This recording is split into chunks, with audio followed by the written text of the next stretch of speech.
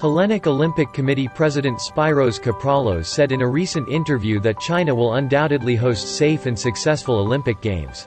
Keppralos praised the Chinese people for their determination to achieve the most successful Olympic Games amid the COVID-19 pandemic.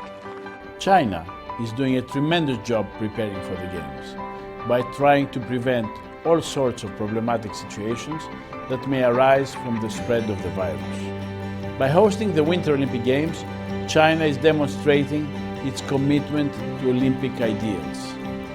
They show that the power of sport can bring us closer together by focusing on our shared values.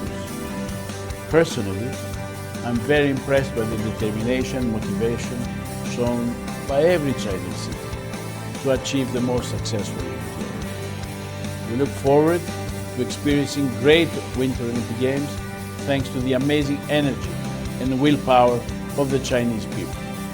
The Olympic Games, in times of pandemic, should inspire nations to unite and put an end to all the crises and challenges that the world is facing.